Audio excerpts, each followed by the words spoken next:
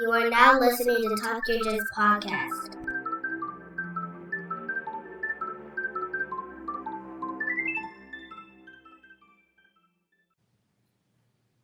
Welcome back to the Talk Your Jits podcast. This podcast is, as its name implies, all about Jiu-Jitsu. And stepping on the mat today is a second-degree black belt who trains at Dynamic Jiu-Jitsu located in Rochester, Indiana. Ladies and gentlemen, Chris Papandria. I knew I was going to mess it up. Close enough. I knew it.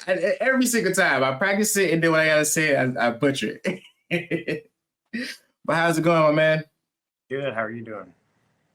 Pretty good, man. First and foremost, man, I appreciate you taking out the time to do an episode of Talk Your Jits podcast with me today. Greatly appreciate it. Absolutely. You had my buddy Chad Kuhn on, so I figured, you know what, Chad's been on, so why not, right? Well, without further ado, man, if you want to formally introduce yourself again, by all means, and let's hear your jiu-jitsu journey so far. All right. Well, Chris Papandria. I'm a second-degree black belt under Jason Fox. Jason is a black belt under Hoyler Gracie. So my lineage is very, very short. We have pretty much a direct line to Elio. I started jiu-jitsu. I actually started jiu-jitsu in 1991. So I've been training jiu-jitsu for 34 years. Wow. Not stopped. So I was actually one of the first Gracie trained kids on the East Coast. That's crazy. Let me think. What else? 34 years of jiu-jitsu. I hold a black belt in judo as well, and a black belt in American freestyle martial arts, which is kind of like JKD concepts, martial arts as well.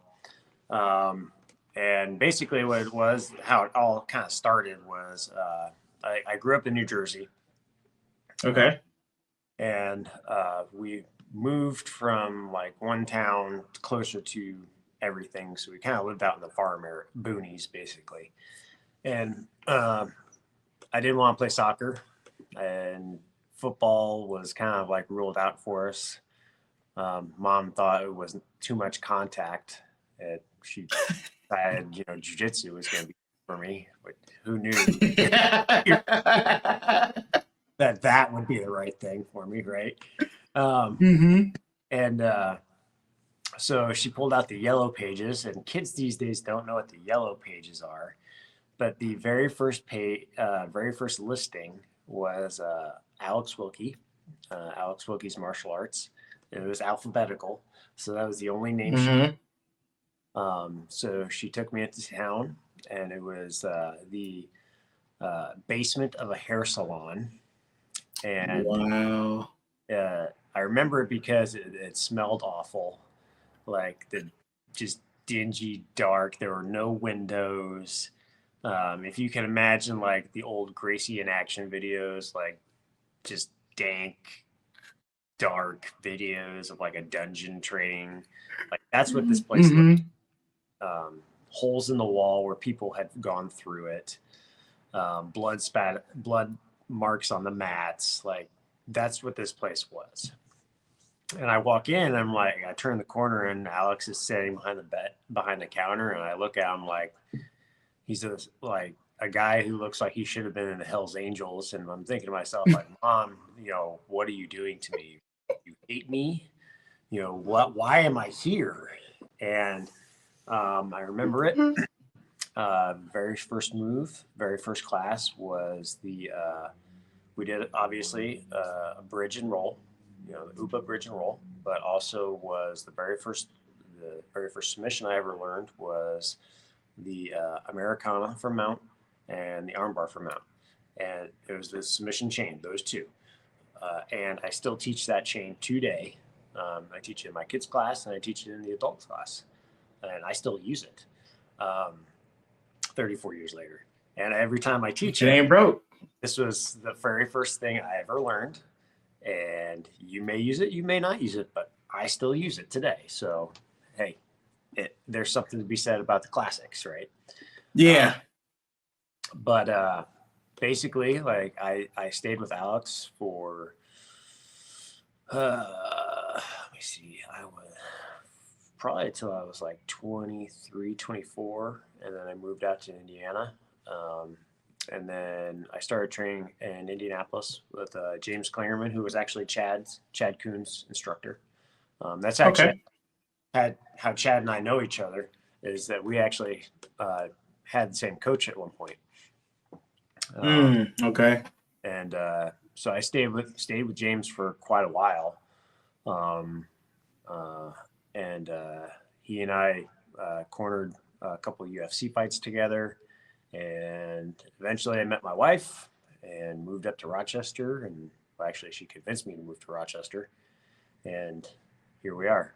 I opened a gym, and 13 years later, we have my gym that I'm currently sitting in, and we have a satellite gym. So, yeah, in a nutshell, like the wave tops, that's kind of 34 years in a nutshell. So that's a long time, man. Yeah, you're telling me. I look back at it where I'm like, man, 34 years. Gee, 30 plus years. Doing anything that long is just like, wow. Yeah, it was really bad. There are times, like, especially like during COVID when we shut down, when we couldn't train. Like, I couldn't be on the mat. Mm-hmm. I didn't know what I was going to do. Like, that was one of the first times, like, I think I actually had depression, because like every day of my life for as long as I can remember, like since I was 9, I was on a mat of some sort. Mm-hmm. And no one ever like tells you like, hey, maybe one day you can't do this. And then they take it away from you, and they're like, for a short period of time. And we were only closed for like a couple of months. And then we soft opened, and then like we kind of, I was doing privates, and then I was like, okay, we're gonna open. But even then, like I couldn't, I couldn't not be on the mat anymore. Like there would be times where I actually just came in and I sat on the mat because it was just weird. Yeah. I mean, like you said, 30 plus years of doing something straight through. And I've only been doing jiu-jitsu for like 7 years. And that little time that time that we had that break was killing me. So I can only imagine. Well, I really can, but can't imagine how you must have felt when it was like, no gyms, no nothing like that. So, I mean, it was nice in one sense, because I actually was able to sit and have dinner with my family for once. I mean, that was one thing. My daughter actually didn't know what to do when I was home at night. I mean, I tuck her in bed. She was like, "Daddy, who are you?" That was the weird thing. Is like I was actually a dad and was able to be at home. And then there were times where my wife would be like, "Okay, go downstairs. You're ruining a routine. Just go to the other room. You're messing things up." So, yeah. I bet, man, because I went from training I think like 4 days a week around that time to doing absolutely nothing. It was a mess, dude. It was such a mess. Yeah. I literally didn't know what to do with myself, because I'm so used to be like, all right, I'm up early. Oh, wait, I can't go to the gym. So now I gotta go back to sleep. And, luckily I was able to work during the shutdown and stuff like that. But it was just like, man, I need these mats, man. Like, this ain't going to work. This ain't going to work at all, not being able to train like that. Yeah. So basically, like I actually got heavier than I'd ever gotten. And so myself and I had a couple other guys, we started doing we have a small CrossFit room in the back of our gym. And I basically said, all right, I'm going to put the workout on the board every day and 7 days a week. you have keys. So in case, whatever COVID is, like, so we don't cross contaminate each other, come in and hit your workout. Because I was just unhappy. I was just physically sick of myself, and I need to move, right? Granted, I picked up 2 new hobbies while I was, during COVID, but I picked up archery and I picked up more woodworking, but still, it wasn't taking the place of jiu-jitsu. Right. Physically move. So, basically we supplemented jiu-jitsu with some CrossFit, but still it wasn't jiu-jitsu. And then we basically started like, okay, at one point we met each other at the door. And I said, okay, what do we do? Because we just met each other at the door. Do we like cover our faces now, or do we just say, forget it? Because now what? And right. Say 4 years later since COVID, I still haven't gotten it. So good. Everybody in my family has gotten it. I still haven't gotten it. Yeah, I've gotten it. I honestly, I don't think it was COVID, but they said it was COVID because it just felt like another cold to me. I know it differentiate depending on the person, but yeah, that was about as far as I got. Was like I was sick for like a day and a half. Yeah, but yeah. Anyway. Yeah, me and my instructor, we was like, all right, man, we got to figure out how can we do this because we trained together a lot until COVID happened. So we like, all right, we can't do large gatherings, we can't do gyms, and then when it kind of like lifted a little bit, where it's like you can still go out, but you have to have your mask. So what we ended up doing was, I think this is like maybe like 2 months into the shutdown, and 2 months off the mat feel like 10 years. So we was like, okay, we had like the training mask, and we took out the little, and we put like the little, the filter in there, so that way we can still wear a mask and whatever.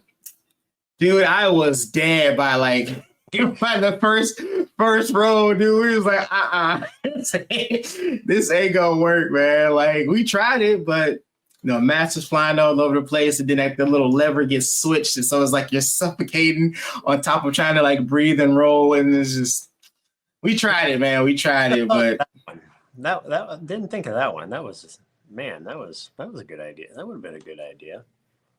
Yeah, because he's like, we have to have masks on. The little thin mask ain't gonna stay because once you start sweating, that's gonna fall off. Or once you rub wrong, the string is going to pop. So he was like, well, we got the training mask. Let's try that. And we were like, all right. Yep, like cut out a little mask, put the filter in there. We was like, all right, this might work. But yeah, hey, we had to MacGyver it, man. We had to do what we can to survive, as they say. Because we was like, yeah, it's been too long off these mats, man. We got to go back. I had to go back. Yeah. That's a weird. Yeah. It's a weird time. No, I don't want to even think about that. Right, no, right. It was such a, and the thing is, to realize it's like 4 years. Yeah, because my daughter's 4, she'll be 5 in March. Yeah, and it's crazy. We had our second child the week before shutdown in Detroit. No, I'm sorry. The day before shutdown in Detroit. Okay. Like because she was playing later on in the month, but they end up, inducing my wife's labor. So we had her like the 7th, and then like that following Monday, they was like, you couldn't even get into hospitals unless you're going through the emergency, but like you couldn't do nothing. So we got lucky. But yeah, that was just a mess. But so with you being in the game for so long, man, I know, because you're around the times, like you said, the Yellow Pages, I know what the Yellow Pages is, but for people who don't know what the Yellow Pages is, it's like a big book that's like this thick, full of every single business and, that was in the area or whatnot. So, like, what was like coming to like some of the things that you've seen coming up in jiu-jitsu is like, man, if I had that back then, because like I said, we only thing we had was like the the yellow pages and word of mouth. Now you got internet, you got YouTube, and everything's on internet now. So, like, I remember, which it's weird because, like, looking back at it over the years, I wish I kind of wrote stuff down, you know, like a journal, I guess. And maybe someday I will, like, try to, like, piece together, like, important memories of stuff. Like, maybe, like, this happened around this time and this happened around this time. But I remember, I do remember when I met Hoyler for the first time. I was probably like 11, and that was around when he fought in Japan the first time. Vale Tudo. I don't remember what year that was. Oh yeah. I don't even remember what year that was that he fought Vale Tudo. But and the stupidity of the young kid, you know, I didn't even know who he was. You know, I didn't know who. Mm-hmm. I had no idea. I thought we were just wrestling on the mat. I had no idea what we were doing. That's all I didn't know. But when I came in and you know, I came into the mat, and this little skinny guy was just rolling all the big guys up, and he was just tossing everybody, and he didn't speak a lick of English. And I was just like, man, that guy's really, really good. Oh, is he wearing a black belt? Man, that guy's really, really good. And he's just kind of just tossing people left and right. Okay, all right. And he's really nice. And he was just really nice to me. He kind of pat me on the shoulder. He was like, hey, you know, good kid. You know, hold my water. I remember that. And then like a couple months later, we have a poster on the wall of the Vale Tudo Japan. I'm like, hey, that's that guy. And I remember just the older guys just looking at me like, you're such an idiot. Yeah, that's Hoyler Gracie. I'm like, who? Gracie. You know, Gracie Jiu-Jitsu, the stuff we do, UFC, Hickson, Hoyler. I'm like, I don't know. Okay. It wasn't until Right. I saw like the VHS tapes of Hoist. I went, oh, that's what this is. That's what that is. That's the, like, I didn't realize like the importance of what we were doing. Mm-hmm. But, and then also like, I guess the timeline wise too, like I also got to watch challenge matches back in the day too, as a kid, as an early teen. Mm-hmm. Watching guys come in and like, what's this jiu-jitsu stuff? Jiu-jitsu is bullshit. You know, Yeah. I believe in Taekwondo. I believe in karate. I believe in Kung Fu. You know, I believe in boxing. I believe in wrestling. You know, I believe in whatever. And every time they lost, you know, and either they went away with their tail between their legs or we gained students because Henzo wasn't in New York yet. And the only other gym was, I want to say, I think Steve Maxwell was in Philadelphia. And Craig Krukuk, who was actually one of the Dirty Dozen, I think he was bouncing back and forth from California, and he was kind of teaching in the Philadelphia, Trenton area. He was still kind of bouncing back and forth, but he didn't have like a legit gym yet. But like we weren't an official Gracie Academy. So guys were still coming in and challenging us. Like we weren't under the Gracie University banner. We were actually under Hickson and Hoyler. So people were still coming in. They were kind of challenging that name. They were challenging the name, right? The name, yeah. Not knowing that there was going to be no Hickson and no Hoyler there. It was just going to be a whole bunch of big white guys that are just going to fuck you up. Sorry, can I curse? Oh, you sure can. Okay. Not You knowing sure can. a bunch of big white guys that are just going to mess you up. And make you cry on the mat. But I do vividly remember a couple challenge matches. No, I never had to do any because I was too little. Mm-hmm. But I do remember like the change in like, I guess the changes, like the I guess the early 2000s when VHSs really started coming in with the Worlds and Pan Am Mm-hmm. Jaws, because that's when we started to get to see like the new stuff. And we didn't get the new stuff yet. We didn't get to see that until it came out to the East Coast. Like everything got to the West Coast first, and then it slowly started trickling out to us.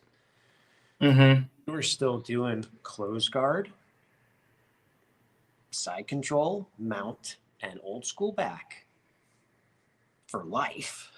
Like Yeah. we did. And we weren't diverting from that until a buddy of a guy who was training with us, Joe Van Brackle. He was actually Andre Galvalo's first American black belt. That's dope. Yeah, he has since now passed, unfortunately. Mm. He traveled a lot. Unfortunately, he kind of got a bad name because he was kind of like a creonch. He, unfortunately, what he did was, and now you kind of still catch some shit for it. But Mm-hmm. back in the day, what he would do is he would train at other gyms, right? But he would stay for a while and he'd get promoted and something would happen and he'd leave. And he'd go to another gym. He'd get promoted and something would happen and he'd leave. And something would happen at a new gym, he'd get promoted and he'd leave. And it just kind of kept happening, right? And more than likely, Joe was kind of bringing it on himself sometimes. Mm-hmm. But man, that guy, like, he just had a jiu-jitsu mind. Like, but he was good. Like, he was an athlete. He had jiu-jitsu brain.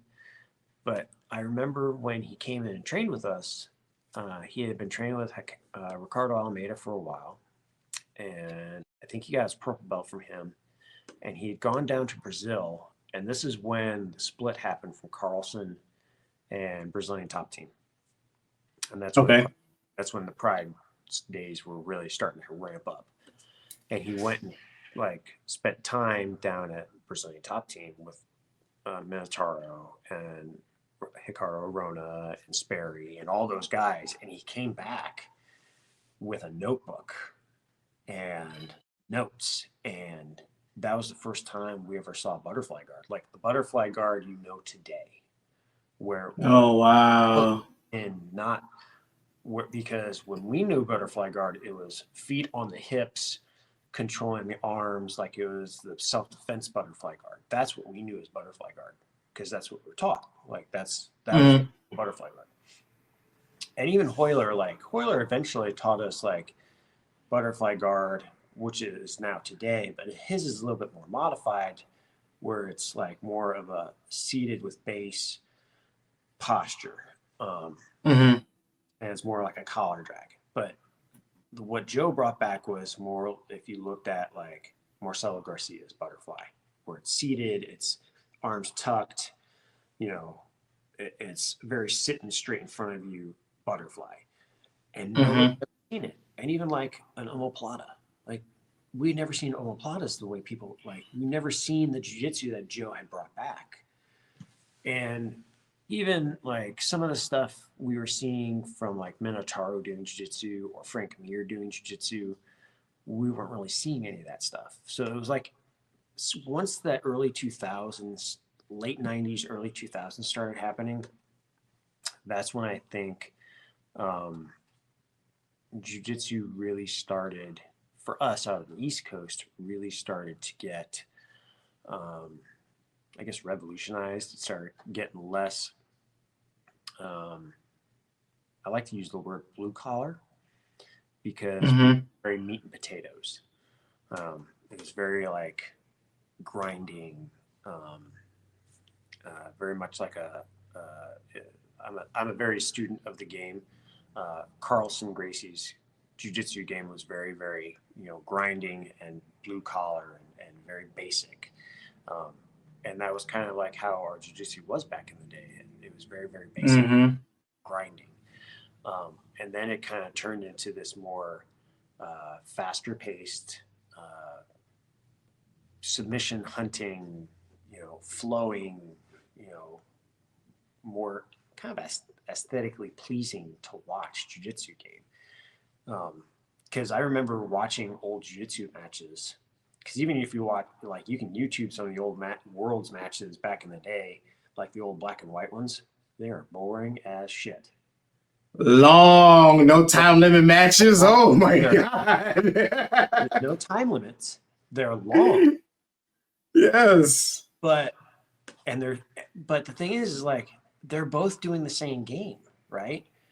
And it's like, who's going to make the first mistake, right? Whereas like we started watching once, like even when like Matt Serra started competing heavily, and I remember watching Matt come up, and seeing Matt compete a lot, and seeing like, oh my God, this little guy, like, man, this guy can move, and like seeing the fast-paced jiu-jitsu style that he had, and like coming from that side of like, that was that jiu-jitsu style that we started seeing. And I think that was that more sport jiu-jitsu style coming from Brazil. The more sports side, not so much the fighting side that we were starting to see in the early 2000s. And then I guess the later 2000s, you started seeing more of the, the sports, Abu Dhabi. The sports side, yeah. Sports side, the Abu Dhabi coming up, and, even some of the MMA jiu-jitsu, like even some of the good MMA jiu-jitsu, like Damian Maya and all the good guys that were crossing over. But I like to say, like, jiu-jitsu is very cyclical in that a lot of stuff comes back around, right? You see a lot of trends in that. Like a lot of the stuff that, even like the stuff that Gordon does, right? Gordon's excellent by far, like best in the world right now. But if you watch a lot of the stuff that Gordon does, and you watch a lot of the stuff that the old school guys do, it's the same exact stuff. The only difference is that there's no secret sauce. It's just there's a system that they have drilled so many times that they know the answer to what you're going to do. Yeah. That's it. And yeah, I have students that sit there and be like, oh, I saw Gordon do this. I saw Gordon do that. I'm like, dude, I taught you this 3 years ago when you were a blue belt. Like, it's the same thing I taught you the other day. I just taught a white belt to do the same thing. It's a curriculum. It's the same thing. Like, I've taught you this before. It's like, I know, but Gordon just does. I was like, dude, I know. Nothing new, right? It's nothing new. It's nothing new. Right? Or you see like a lot for me personally, I go to my instructor, Jason, who still today blows my mind, right? Jason should be soon to be, I'd probably be should be a fifth degree black belt. He doesn't really keep up on his degrees because he doesn't really care. He got his black belt with JW Wright, who runs Gracie Urmaita, St. Louis. So I kind of keep track on JW. So whenever JW gets his degrees, that's when Jason should be getting his degrees. So I keep track on that. So Jason was in, let me think, was it 4th of July, because I promoted my first black belt. And he was he kind of showed a couple things, and I was watching him roll with some of my students. I'm just watching, and it's like, okay, let me see if I can roll against him. Let me see if I got him today. Nope, nothing. Not today. Not tomorrow. Probably not next week.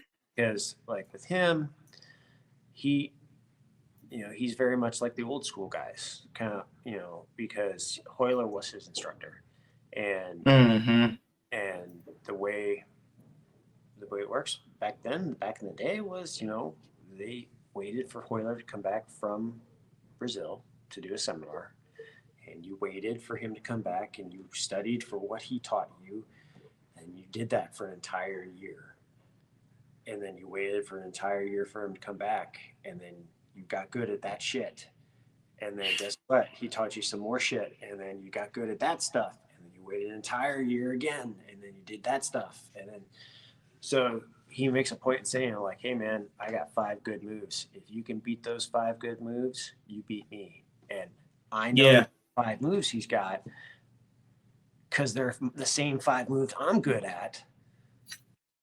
I'm not beating him. Yeah. I try real hard. But like just little details, like teaching the little details, the minutia of stuff. That's kind of, I look at, I guess, looking at the instructors who are higher degrees, like under coral belts, like the old school coral belts, because they're the guys that have forgotten more about the basics than you or I will ever know. Man, right. Because no, go ahead. So like Henry Akins is a perfect example, right? He trained with Hickson, and he's only trained with Hickson. And I use Henry as a great like measuring stick because, he is, he's one of the few people that are able to kind of get Hickson's jiu-jitsu out to the world, right? Because obviously, Portuguese is their first language. Yeah. But, and there was a loss in translation when they were coming into America with a lot of stuff. And I is like the hip bump sweep, trying to instruct how to do a hip bump sweep.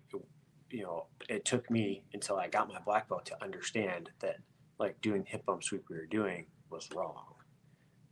And it took me to understand, like, watching Pedro Sauer do it after I got my black belt, like 2 weeks after I got my black belt, having him do it to me, sit there and go, oh my God, I've been doing this wrong my entire life. Yep, just give me back my white belt. Take my black belt back. I want my brown belt back, right? So like with Henry, I think that's where the cyclical comes back, is that, a lot of like the black belts today are going to like people like him or like guys like Matt Thornton or John Frankel or guys like, people who train under Hickson or higher rank coral belts, and they're trying to, go back and they're trying to relearn all that stuff. They, white belt jiu-jitsu, and they're trying to like understand not so much, not to learn jiu-jitsu wide, but deeper, right? Learn how deep you can go on white belt jiu-jitsu, because I have a student who's late 50s. He's not inverting. Nice. He's not going to invert, right? He's not going to keep up with guys who are in their 20s, right? But I can teach him how to slow people down. Yeah. And grind them out by using pressure and leverage and just make them uncomfortable, right?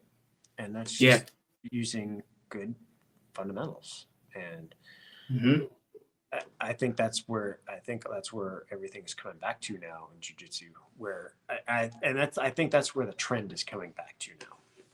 Yeah. And our lineage is like that too, is very short. We have my instructor, obviously, and his instructor was now Grandmaster Joe Moera, who was trained by Francisco Mansour, and then, it goes to the Gracies. And I'm very fortunate to have built a relationship with Grandmaster Joe where I can, call him and, we'll talk on Facebook every now and then if he's not traveling the world doing jiu-jitsu. And, every time he posts a video or the times I get to see him do a seminar, it's literally the basics. Like I can almost say his speech verbatim on how he starts his seminars. But every time he shows a technique, he's like, oh, we're going to show, a sweepy. They got extra letters in that, in their Brazilian, their Portuguese twang, like the sweepy. So I was like, okay, I know he's going to show the sweep. I know he's going to show the scissor sweep or the push sweep, blah, blah, blah. But every single time I see this guy, he's always changing something and evolving it and making it so much simpler. Yep. And no matter what rank I am, I still sit here and look at him and go, what? I never, like you said about the hip bump sweep, it took you so, you thinking, you're doing it right. And then it just take one day, one person like, oh no, you should just do this. And it just makes it so much easier. And you're just like, what am I even doing? What am I even doing right now? One great example was the bridge, like the bridge out of Mount, the basic bridge. I don't remember who it was. God dang it. It's bypassing my name. Name's like, I'm losing his name. I can picture him in my brain. But little details like Hickson showed, like, don't bridge straight over your head because you're going to crush your face, right? Turn your head. Turn your head, yep. Right, well, that makes a lot more sense now. But a great detail that I was taught and I shared with my students is like, well, point your hips where you want to go when you bridge. Don't to like lift the person up. You're not lifting a car off of you. Just point your hips where you want to go and roll. Okay? Students that sit there and you probably know white belts overthink the crap out of things. Everything. So I'd say everything.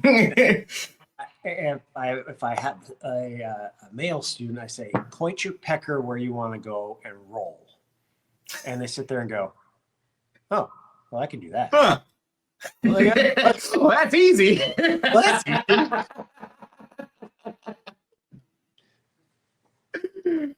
My wife hates it when I use terminology like that, but unfortunately, sometimes that's the only way to get through to people. You guys gotta learn to speak the lingo to make it so people can understand it. I bet they won't forget it. She says that I've turned our gym into a frat house. But hey, sometimes I have to swear and use foul language to get my point across. Of course. Whatever. But yeah. It's just the nature of it.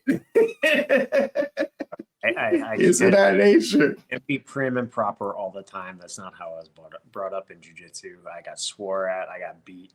I'm sorry. I have a paddle sitting here on my desk for the chamber. Okay. I'm not as bad as Kurt Osiander, however much I love Kurt very much. He and I are very good friends. But I'm not as bad as Kurt as with the swearing. Yeah. I mean, because I've seen some videos where it's like every second word is a curse word. It's like, jeez, there's not enough soap. We have a rule. If there's children present, we don't swear. Right, yeah. Swear all you want. I don't care. But let the tiny ears stay pure in this gym. And when they leave, just fire them off. Yeah. Even though I heard a couple of one kid the other day swear, I went, what did you just say? Don't say that again in the class. Right. Don't say that again. But yeah. That's funny, man. But because I was, when you hear about people that's been doing, something for so long, no matter if it's jujitsu or whatever, and like you said, things constantly evolve, and then it's like it goes like this, and then eventually everything just starts, like you said, circle back to where it started and then kind of come back up. And that's a prime example of how your game works. It's like it's still old school Smash style. My game, old school Smash style. Joe Moira's game, old school Smash style. That just shows you like three different levels of people doing jiu-jitsu, all kind of focus on almost a similar thing of how they approach jiu-jitsu. Yep. So it's crazy, like how you say, like you had guard, back, side, blah blah, but now you got K guard, misery guard, galaxy guard, donkey guard, da da da da. It's like even to this day, there's a lot of stuff. I'm like, what the hell is that? That's not guard. I don't know what that is. So I do every December. Mm-hmm. So I'm very strict on our curriculum. Not like very Okay. strict, but like I have a curriculum. It's Okay. like 3 pages long. Oh, okay. It's very simple curriculum, right? Mm-hmm. 3 pages. I kind of stick to it for the most part. I kind of deviate for like sometimes, but like it's subjects. I kind of like, this is kind of what we're going to do. I'll kind of go with it, but here and there. But like December, I kind of leave it to my students. Like, hey, Christmas time, you guys get to pick what you want to do. Here you go. Figure it out. It's up to you. You want to do blah, blah, blah. You want to do leg locks? All right, we'll do leg locks. Hey, you want to do spider guard? Hey, let's do spider guard. You want to do, what was it? One of my students. Hey, can we do buggy chokes? I'm like, get the hell out of my gym.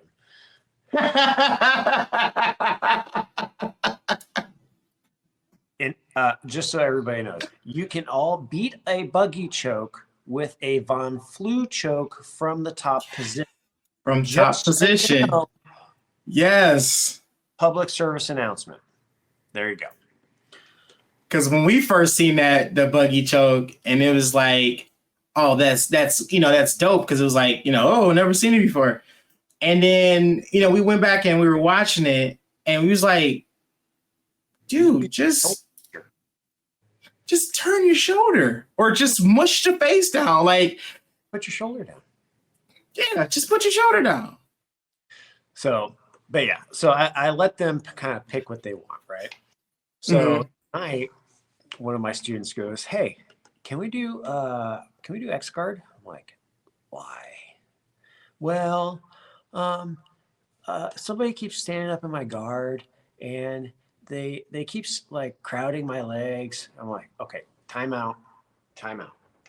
Number one, why are they standing in your guard?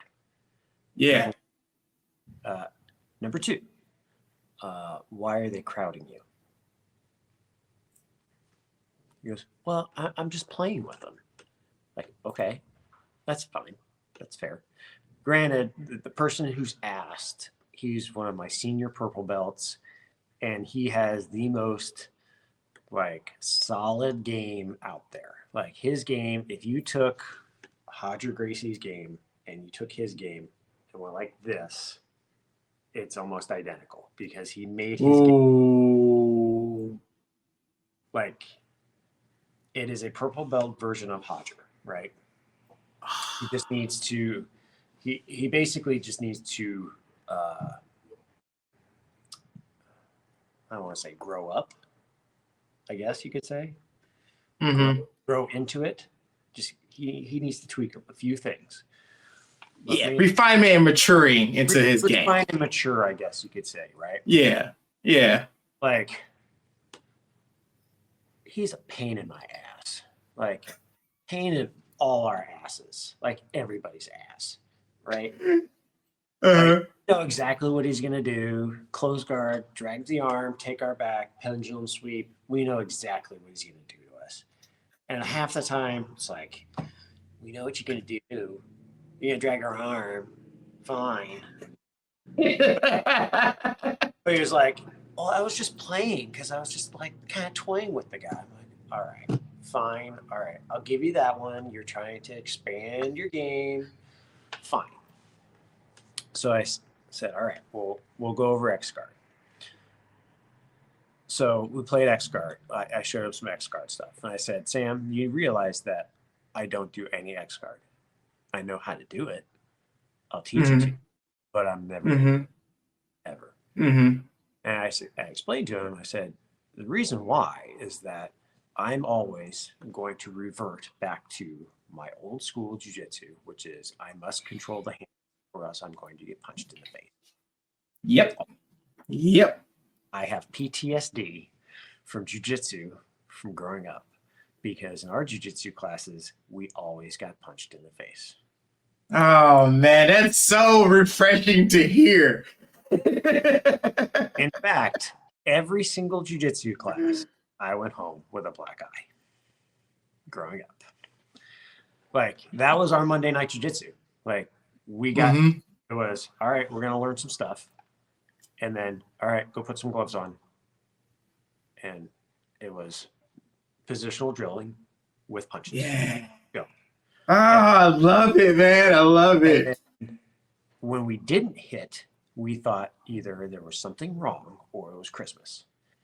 So now my students say, all right, we're going to hit each other. They think I'm mad at them. So, I will, again, I'll teach them jiu-jitsu, whatever they ask. Like my students ask me something, I'll teach it to them. I'm never going to tell them no. I will never say because I don't want to be that coach that says like, no, that because it doesn't work, right? They go to a jiu-jitsu tournament, they might encounter it, but the majority of jiu-jitsu that you encounter at tournaments can be beat with good solid fundamentals. And it's just simple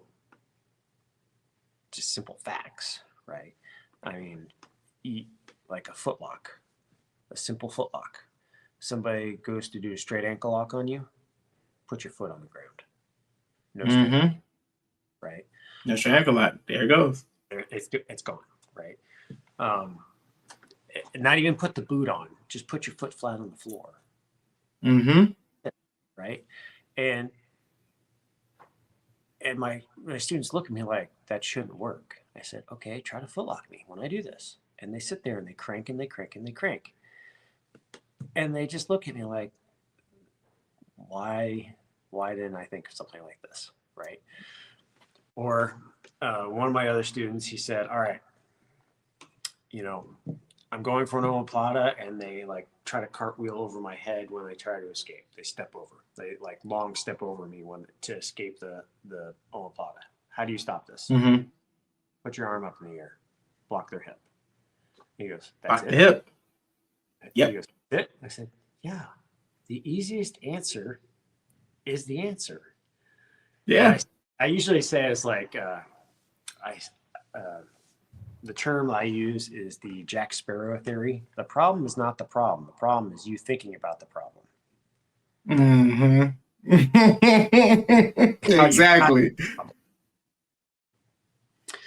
So, like, an arm bar. It's like, well, I can't get out of the arm bar. Well, how did you get to the arm bar? How did you get caught in the arm bar? What got you? Right? So stuff like that.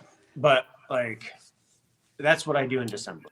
Typically in December, I'll say, hey, pick whatever you want. And that's how we got into the subject of like, hey, we're going to do fancy stuff this week. But for the most part, like, it is the most basic of jiu-jitsu. Like you could look at, for the most part, you could look at any white belt to blue belt curriculum at probably any gym for the most part. And I think that's subjective, I would probably say. But any gym, white belt to blue belt curriculum. And that's probably what you're going to find at our gym. And I teach that to everybody. And it doesn't matter if you're a white belt or you're one of my brown belts or you're my black belt that I just promoted. Everybody's learning the same thing, and you're drilling. Everybody's learning the same thing. Yep. Over and over again. And I don't care, and I don't get bored with it. And I'll teach it over again and over again and over again. Yeah. I mean, it's if it ain't broke, don't fix it. Well, old school smash style jujitsu it still reigns to me because it's like I said, it focuses on the basics. It doesn't go all the flashy stuff. It's like, nope. Like you said, I think of it as the way we were taught by Grandmaster Joe is we think we practice the martial art, but we think street. Like you said, if someone's in my guard, I'm going to control their arms. I'm going to deviate the spine. I'm not going to let them sit up because I'm thinking, like you said, they want to punch me. Even though we're rolling, they want to punch me, so I can't let them sit up. Right. And that's actually part of our our curriculum and our testing. Like we do self-defense. Yeah. Like you have to defend someone who's trying to attack you, and all you have is jujitsu. Yeah. I love teaching the old school Gracie self-defense. Like I have that stuff. Yeah. Like the original, the OG Gracie self-defense. Like I was taught that as a child. It is burned into my brain. Like I could teach that with my eyes closed. And yeah, there are days where I say, all right, we're going to do this as part of our warm-ups, right? This is like, we're not going to do regular takedowns today. We're not going to do wrestling. We're not going to do judo as takedown. We're going to do some original Gracie self-defense stuff. And they're going to look at me and go, okay, well, what does that entail? I said, it's called a headlock escape. And they'll sit there and go, well, who's going to headlock you? Idiots out there. Yeah. Outside our gym, because normal people that train jiu-jitsu aren't going to headlock you because we're not we shouldn't be training for people that do jiu-jitsu. We're training for people who don't do jiu-jitsu. That's what we're forgetting. Yeah. Not everyone's walking around, as black belts. So and I take that. I think I saw that post about that somewhere. Is that somebody said an instructor said my students didn't know how to escape a headlock, and I took that personal. Well, I did take it personal. So you know what? We did headlock escapes for an hour and a half in a class. And our class is an hour and a half. So I said, all right, we're doing headlock escapes for an hour and a half. We did it in the kids' class, and then we did it in the kids' classes, and those kids can do a headlock escape to like that. And then that's how it's supposed to be, man. And then we did it in the adult classes, and the adults were sitting there watching it, and they go like, oh, well, if they can do it, we can do this. So, yeah. Yeah, man. Like I said, one and the same, man. We had a lot of similarities. I mean, because our lineage is so close, so we share a lot of the same views. But yeah, like like we say, we train to fight the stupid. When you think about it, yeah, I've had to deal with a lot of the stupid in my life, unfortunately. God. Too many I mean, that's the way you got to think about it. Like, we're not training to fight each other. We're training to fight, people who don't do jiu-jitsu, because they're not going to be compliant. They're not going to be like, if they grab you, they're not just going to sit there. They're just going to flail their arms or try to swing or grab you and stuff like that. This teaches you how to keep yourself calm in those situations so you can deal with people like that. And I think that's what people forget sometimes. I think, we sometimes forget that, and that, we think too much the idea of like, jiu-jitsu is a sport. Yeah, it's a sport, but first it's a martial art. And, it's a martial art. We need to be thinking that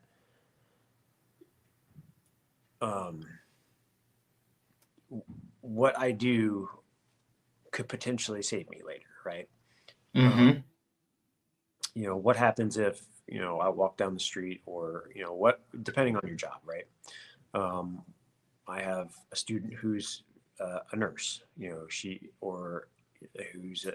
going to be transferring to the ER, and she asked me, hey, what can I do to deal with that? I said, wrist locks. They're dirty, but yep. Use weapons around you in the room if needed. Bed rails. Put stuff between you and them. I do law enforcement a lot. I'm still contracted to teach law enforcement in our community, so I do teach DTs in our area. So say force multipliers, yeah. So I think that's what people forget a lot of times. Is that jiu-jitsu is cool. It's a sport. We get to wear really cool gis and wear funny rash guards with cool sayings and cool spats and shorts and stuff like that. And we get to roll around with our friends and do really cool flashy moves, rolling upside down. But what happens if I put gloves on somebody and the other person doesn't have gloves? And I say, all right, the minute you have a shot, one person has one shot. You're allowed to hit one punch. Save it up for when you want it. Right? Or we kind of have a rule, like if you would go inverted, you're allowed to slap the person. Or just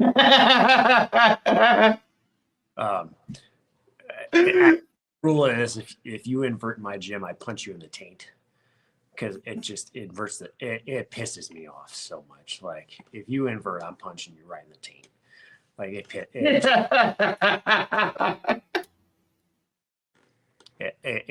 really does. But like never go inverted in front of Chris. Got it. Or like the other rule, like in adult class, is like, do you remember back in the day where you would take in guard? We were taught like to dig your elbows into the thighs, and that's how. Yeah. Okay. Well, if somebody does that to you as the bottom person with closed guard, if they do that to you, you are allowed one open hand slap to the face. Oh my goodness. The elbow, right? Because you're not doing anything, right? You're just causing discomfort, and you're not learning anything, right? If you're in mid like round and you're just sitting there digging your elbows in, I'm allowed to just like slap you in the face. I'm just allowed to check you like, you're not doing anything. All you're doing is pissing me off. And either I like reboot your brain or I hurt you. Like, just like it may be a dick move, but it's either like I reboot your brain gently or I hurt you. But that's like my instructor. He taught this this one technique called dojame, which is like when someone's in your guard, you have your like legs wrapped around them, like it's almost like closed guard, but you're squeezing, like the sides of the ribs. And yeah, it's like if people want to grind their elbows into your thighs and stuff like that, okay. Yeah. Just say bite of breathing, because I'm about to squeeze. You squeeze me, you pressure point me, I'm gonna squeeze you. Or you do dirty shit, I'm gonna do dirty shit back. Right. Yeah, exactly. I'm like, do once others. I tell everybody that you want to grind the elbow into my side or my face and stuff like that. Okay. Yeah. Enjoy it while you can, because I'm going to make you pay for it. So, but yeah, I think that people forget. They truly do forget that jiu-jitsu is a self-defense first, martial art first, because like we growing up, we punched every. Sorry about that. You're good. All right, now what were you saying? But yeah, I think people forget that jiu-jitsu is a martial art and self-defense art first, and that even like you should try and even while you're rolling, just you don't have to like open palm strike people in spots, or like really haul off and whack people hard. But like, I will do it with some of my students, and if they roll to a position, and I joke about like the wind up and smack people if they dig the elbows in. Like I'll just give them a tap, be like, hey, don't do that again. But like if my student rolls to a position like turtle's an awful self-defense position, right? Because you're exposing the back of your head. Like I will start to tap them into the side of the head, like, hey, you're in a bad spot, you gotta move, right? Get out of here. Yep. Or if they're in side control for a long period of time, I'll start tapping them in the head. You're in a bad spot, you gotta move, right? And you can kind of like add in the self-defense mentality into your jiu-jitsu class, and you can start to say like, hey, all right, as an instructor or as like whoever's running the class or whoever's running the open mat, say, all right, one guy, you're the assaulter, and the other person, you're the assaultee, top person or whatever, start in side control, and you're allowed to lightly tap the person in the head until they get to a neutral position. And that neutral position could be anything. That could be closed guard, or it could be like break contact and get away.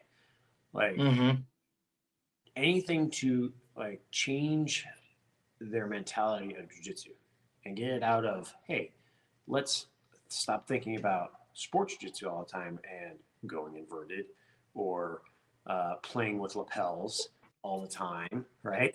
Yeah, I said it because that's because I have smacked somebody in the team and somebody.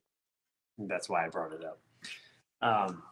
But stuff like that. But other things that we've done at my gym is training knives. Think about you can make your own, or if you can't afford to make your own, use tennis balls.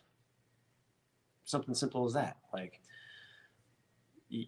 one person has a tennis ball in their hand, and that's a fake knife, and that actually turns into like a really freaking wicked roll, because you end up starting to whack people with a tennis ball as in a simulated knife attack. Well, you're also holding one person's holding a tennis ball and rolling with a tennis ball in their hand. So that takes one of their hands out of play for grappling. So now you grapple really with one hand. So now that's changing one person's grappling mind up, but they're also trying to attack with that hand. So now they have to sit there and go, okay, how am I supposed to do this with one hand, but also try and stab the person? But the other person is sitting there thinking, how am I not going to get like punched or stabbed with this tennis ball and to still defend myself and not bleed to death and, still jiu-jitsu the right way, right? Yeah. We've actually had some like knockdown, drag out ones with that one. Those have been pretty cool. Or during a mid roll, you can take a training knife and just throw it in the middle of the mat. Chuck it in the middle of the room. Yep. Go. Everybody go. Whoever ends up with a knife wins. If you have access to a taser knife, I recommend getting one.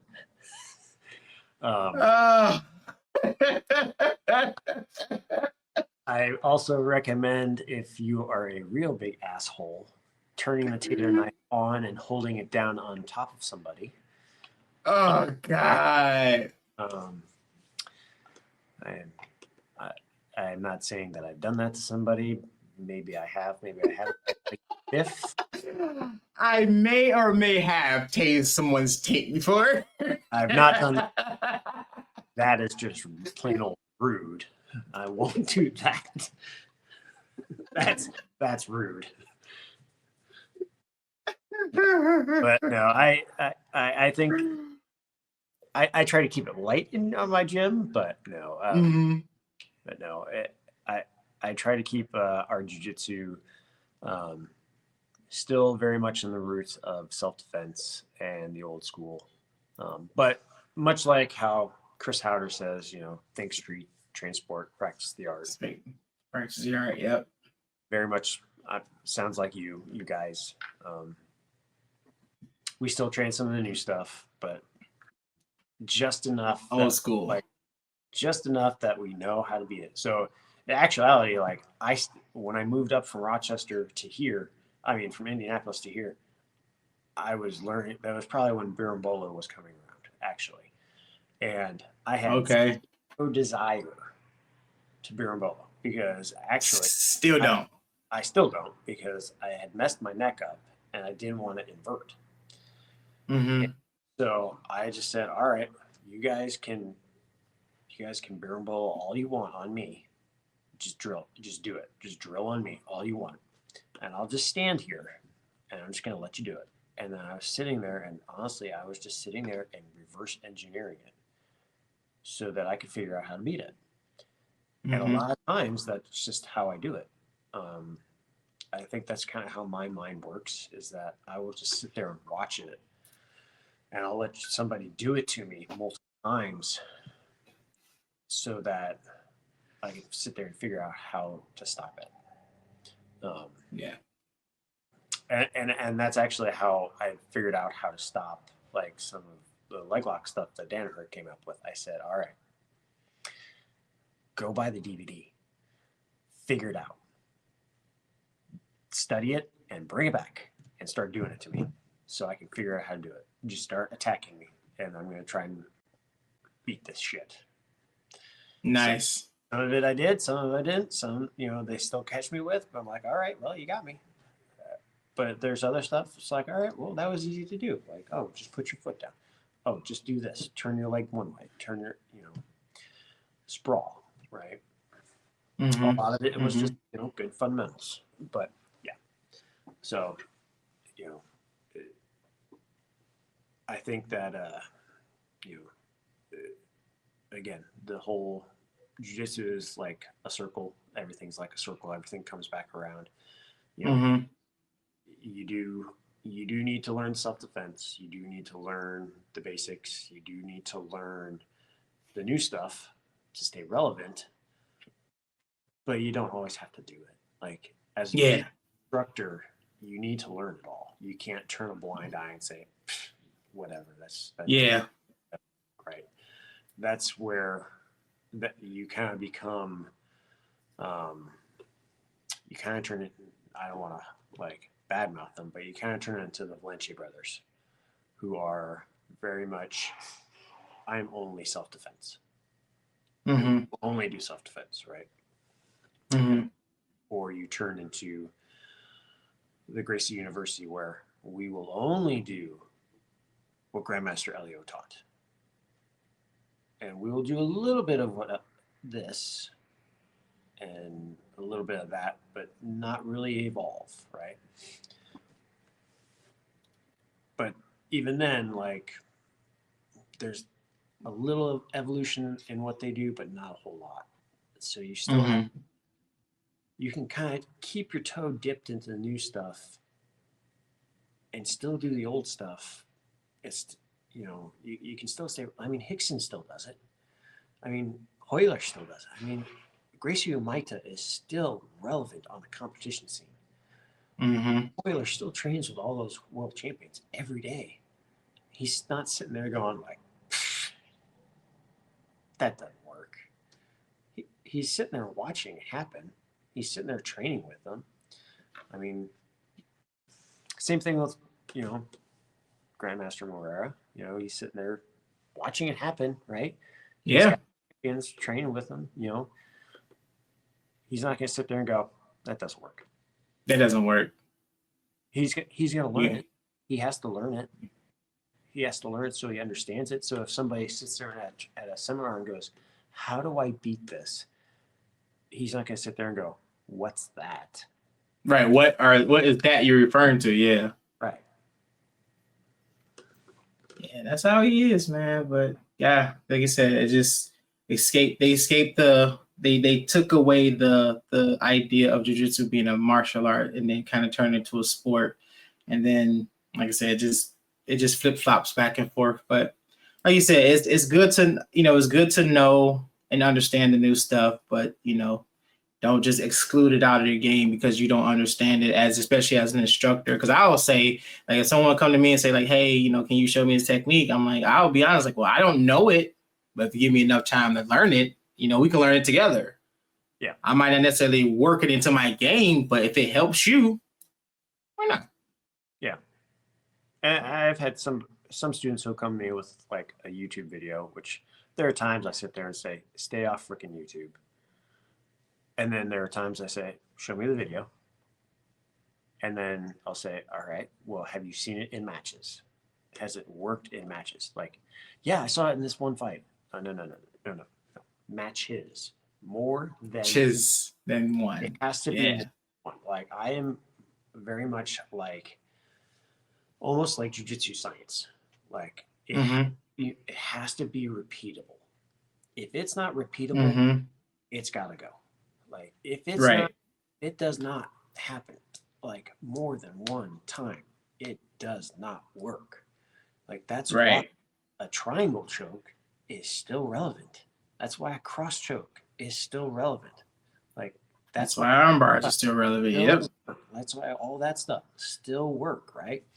That's why, like, that's stuff that, like, white belts, we teach white belts to blue belts. That's why it's still relevant, because it works. So that's why I always say, like, if you're gonna bring me a video, it has to pass the filter, right? The filter is, it has to work. I have to see it. Like, it's gotta be in more than one case. Like, if you show me a video it's like instructional video, I want to see it in a match, more than one. If it's in a fight, I want to see it in more than one fight. More than one time, right? And a lot of times they kind of do their homework, but also that means that I know that they're doing their homework, actually researching. They're not actually just, hey, I watched this video on YouTube. Show me how to do this. They're actually trying to find out. Like, they're actually trying to find out if that stuff actually works. They're actually trying to learn. Because I think that they, problem with YouTube, and I love BJJ Fanatics, is that I think the problem with it is that it's right there for you, right there in front of you, and they don't understand the pain and struggle that some of us had back in the day of waiting for so long for instructors something new. Like, I couldn't tell you. Like, we did arm bars from guard, right? Just the basic climbing arm bar from close guard for a year. One arm bar. Like, hey, what are we doing today? Close guard arm bars, go. We did those yesterday. I don't care. Do them again. Okay. Were they good? No. Do it again. Do it again. Okay. Okay, do 50. Okay. Were you 50 good? No. Do 50 more. On the other side. 50 more. And you do more. We didn't have more. It wasn't like you had to do it until you couldn't do it wrong, right? And then you got something new. So that, I think that's where the downfall of the internet and instructionals is. I think that's where I guess the crotchetiness of the old guy comes in. That's where my crotchetiness comes in. Like, back in my day. Right, back in my day, we had only 2 techniques. Back in my day, we had jiu-jitsu videotape, and it was in the back of Black Belt magazine, and we had to send away for those.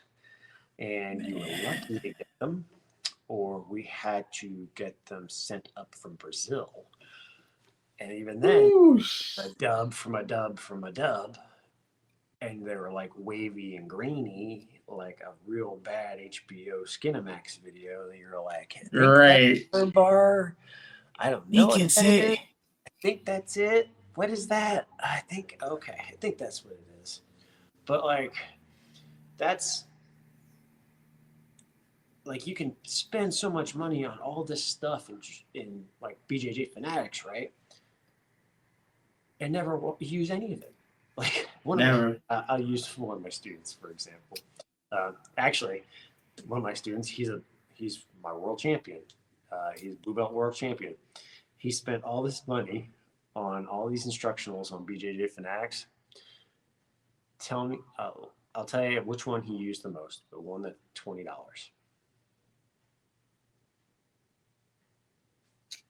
I believe it. And that's the one he used the most, and he said I don't even watch the rest of them. I wish I could get my money back for all the other ones that I bought.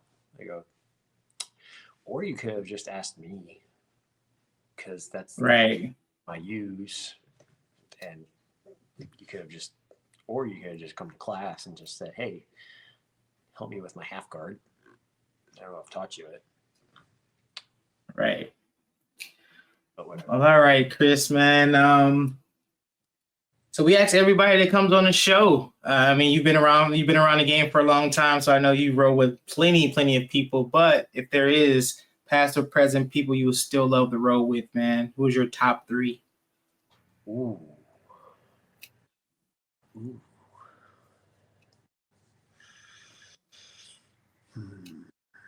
Past or present that I'd love to roll with.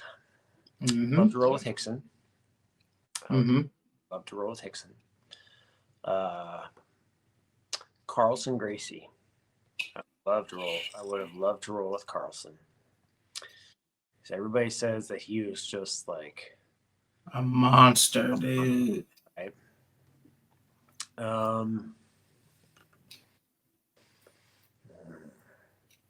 Past Halls Gracie. Because I say that because everybody, past and present, has said he was the greatest of all. The greatest of the Jews. Yeah. Yep. I've heard that. And he said that Hickson only beat him one time. And it was like a present. So had he not passed away, he would have been what Hickson is today. Wow. Ain't that crazy to think about? Frightening. Yeah. Because you like, this dude was a monster, and you talking about he was better than that. Yeah. Woo. So those are my 3. Those are actually like my 3, like my Mount Rushmore. Part of my Mount Rushmore. Well, unless you got any other questions for me, man, let the people know where they can find you. Shout out your school. The floor is all yours, man. Honestly, like, thanks for having me on. I appreciate it. It's always great to have good conversation with people that are like-minded in jiu-jitsu. Mm-hmm. I just honestly like talking to people about jiu-jitsu. I can talk to them all day long about it. You can find me on Facebook and Instagram. I actually hate Instagram. I have a bone to pick with them because they shut me down because they thought I was hacked by Russia or China for a little bit. So I had to. Oh God, don't say. So I already know. I had to restart my Instagram page, and all my old stuff got like deleted or got whatever. Anyway, so it's Chris Papandria, my first name, last name, 01 on Instagram. My gym page is Dynamic Jiu-Jitsu. And Facebook, it's Chris Papandria and Dynamic Jiu-Jitsu. Anybody can come to our gym at any point. We have an open door policy. There are no drop-in fees. You can show up at any point to train. Our gym is open to everyone. It is absolutely free to come and enroll. We take all kinds. So we take them all. We take them all. We're in northern Indiana, just south of South Bend, just about 2 hours north of Indianapolis. And yeah, that's about it. That's all she wrote, I guess. Everybody have a Merry Christmas. Yeah, I would say Merry Christmas to everybody and a New Year and all that good stuff, man. But Chris, it was great talking to you, man. Such a gargantuan amount of knowledge, man. And I would definitely be in touch because I would like to pick your brain on some more stuff too. So for sure. All right. Well, that's the end of today's episode. I would love to thank Chris one more time for coming on the show and blessing us with his jiu-jitsu knowledge. Hope you guys enjoyed. Please make sure you go and follow us on our Facebook, Instagram, and other social media and streaming platforms so you can stay updated on all future episodes. This has been Talk Your Jits Podcast. Keep rolling, keep grinding, and remember, long live jiu-jitsu. Have a great day. Thank you, sir.